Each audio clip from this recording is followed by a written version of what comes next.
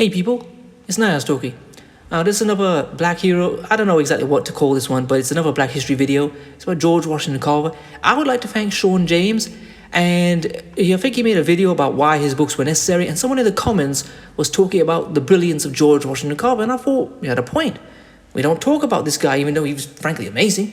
So the source I'm using is Britannica.com. I'll leave that in the description. Let's begin. George Washington Carver, born 1861, named Diamond Grove, Missouri, U.S., died January 5, 1943, Tuskegee, Alabama, was a revolutionary American agricultural chemist, agronomist, and experimenter who was born into slavery and sought to uplift black farmers through the development of new products derived from peanuts, sweet potatoes, and soybeans. His work helped transform the stagnant agricultural economy of the South after the American Civil War. For most of his career, he taught and conducted research at the Tuskegee Normal and Industrial Institute, now Tuskegee University in Tuskegee, Alabama. And I want to say this, I don't know if other people have said this before, America is nothing about black people. If you were to take the average black American, Tijuana and FBA, whatever you want to call them, throughout America's history, they have contributed more than any other group of people in America's history, ever. Carver was the son of an enslaved woman named Mary, who was owned by Moses Carver. His father was killed in an accident before he was born. Of his early life, Carver wrote, "I was born in Diamond Grove, Missouri, about the close of the Great Civil War. In a little one-room log shanty on the home of Mr. Moses Carver, a German by birth and the owner of my mother, my father being the property of Mr. Grant, who owned the adjoining plantation. During the turbulence of the Civil War, the Carver farm was raided, and infant George and his mother were kidnapped and taken to Arkansas to be sold. Moses Carver was eventually able to track down young George, but was able to find Mary. Frail and sick, the orphan child was returned to the Carver plantation and nursed back to health. With the abolition of slavery in the United States in 1865, George was no longer enslaved. He remained with the Carvers until he was about 10 or 12 years old, when he left to acquire an education. He traveled 8 miles, 13 kilometers to the county seat of Neosho, Missouri, where he found room and board with Mariah and Andrew Watkins, an African-American couple. He briefly attended a school for black children, but quickly moved beyond the basic literacy offered by the schoolmaster, who himself had a limited education. Carver then spent some time wandering about, working with his hands and developing his keen interest in plants and animals. Both Susan Carver, the wife of his former owner, and Mariah Watkins had taught him about gardening and medicinal herbs, and he continued to grow his botanical knowledge.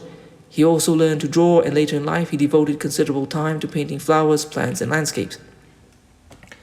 By both books, including Webster's Elementary Spelling Book, which he learned nearly by heart and experience, young George acquired a fragmentary education while doing whatever work came to hand in order to subsist. He supported himself by various occupations that included general household worker, hotel cook, laundryman, farm laborer, and homesteader.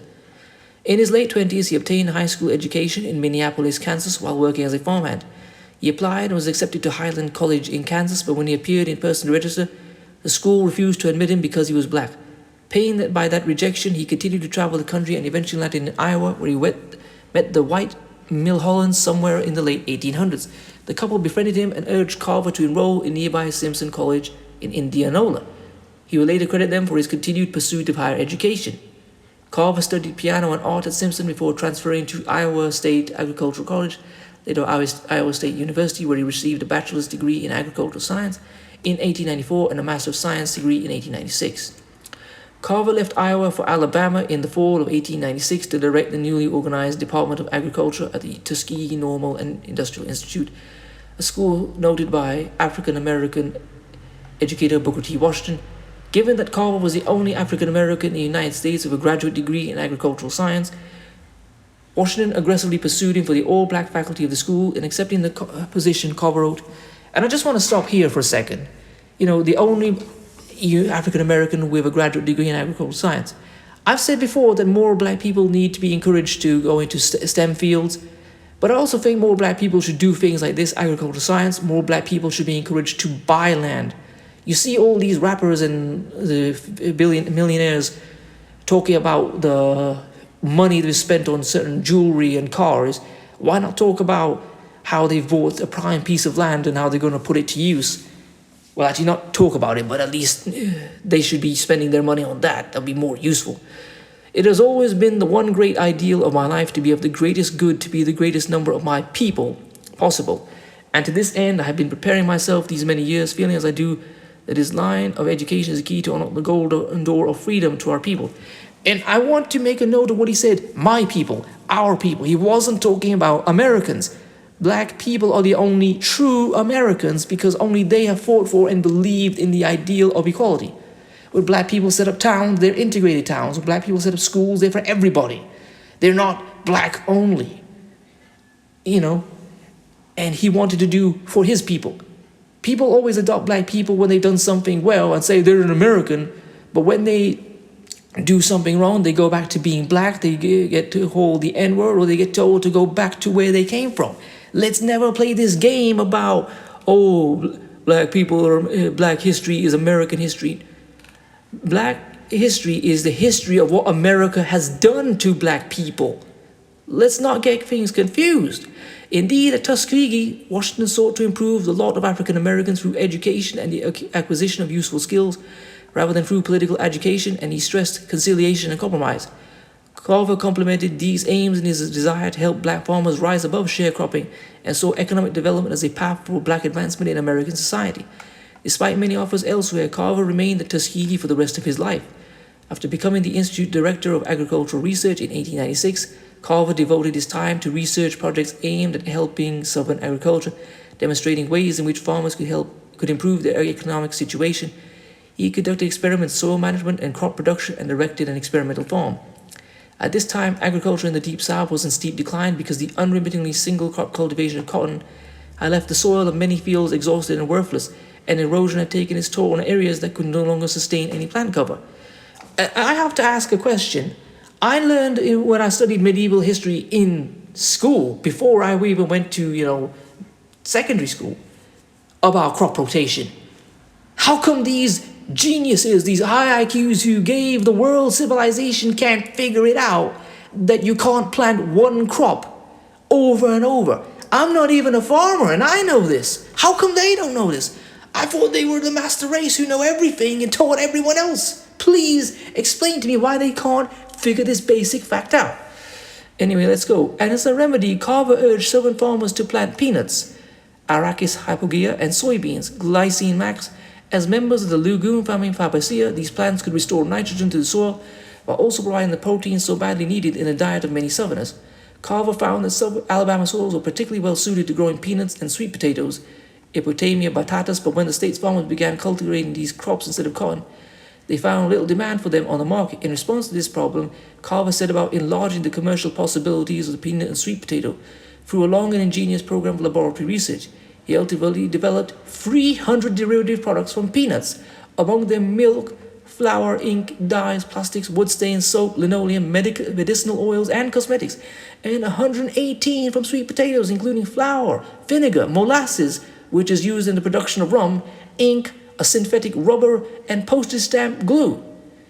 That's one man, all the contributions he's made. And they keep talking about black people have given nothing to this society and black people should be thankful to white America. He did all this by himself. He didn't need someone giving him a handout, as they love to keep saying. In helping farmers, particularly black sharecroppers, find a market for their crops and increase the productivity of their farms by protecting and regenerating the soil, Carver hoped to bring them closer to financial security and liberation. And the USDA, with its discriminatory practices, has helped destroy black farmers and reduce the amount of land owned by black Americans. Under the Homestead Act, black farmers were denied land. That was going on from the 1860s up until 1988, when the last parcel of land was given in Alaska. This was not a long time ago. Black farmers were denied land while white farmers were given handouts. They were given handouts. They love to use that phrase about when you get something for free, they got handouts. Black farmers got nothing. Carver revealed his experiments to the public, and increasing numbers of the South's farmers began to turn to peanuts, sweet potatoes, and their derivatives for income. Much exhausted land was renewed, and the South became a major new supplier of agricultural products. When Carver arrived at Tuskegee in 1896, the peanut had not even been recognized as a crop, but within the next half-century became one of the 6 leading crops through the United States, and in the South, the second cash crop after cotton by 1940.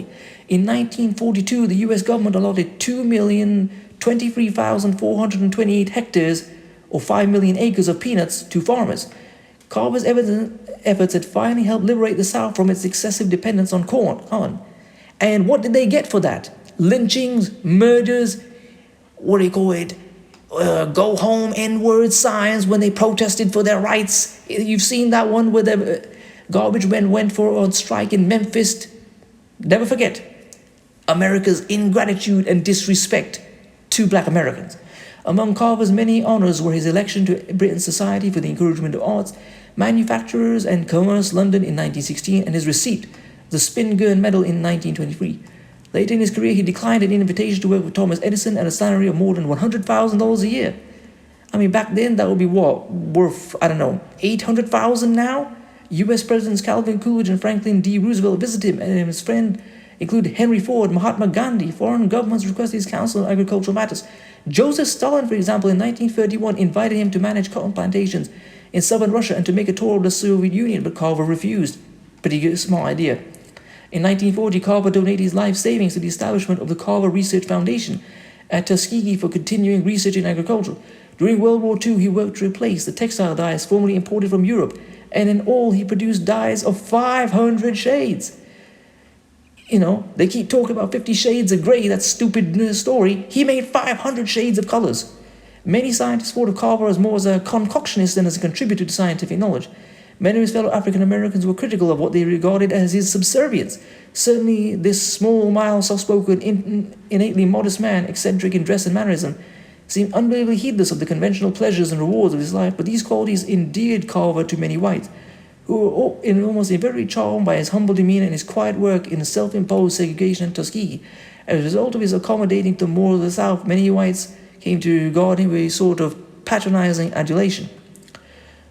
Well, it doesn't matter if they want to talk to him like that. We recognize his greatness. Carver, for much of white America, increasingly came to stand as a kind of saintly and comfortable symbol of intellectual achievements of African Americans. Carver was evidently uninterested in his role his image played in the racial politics of the time. His great desire in later life was simply to serve humanity, and his work, which began for the sake of the poorest of the black sharecroppers, paved the way for a better life for the entire South.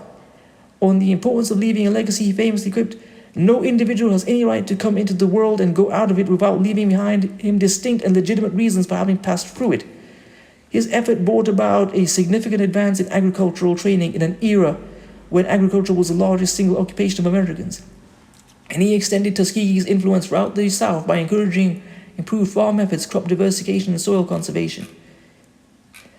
Okay, that's about all of that. The rest is about peanuts in this article, and I'll leave that there so you can have a look. So again, George Washington Carver, and he was a huge pioneer in America's history and its agricultural independence and the regeneration of the South. And these people want to keep saying that black Americans have given nothing. This is just one man. There are dozens of black inventors and other people who have given so much to America, and they get nothing but having America spit in their face. And I say all this because it is true. It is not something because they say we want to hate America. America is ungrateful to its black citizens for all the things that they have contributed and given. So anyway, please comment, rate, share, and subscribe. Peace.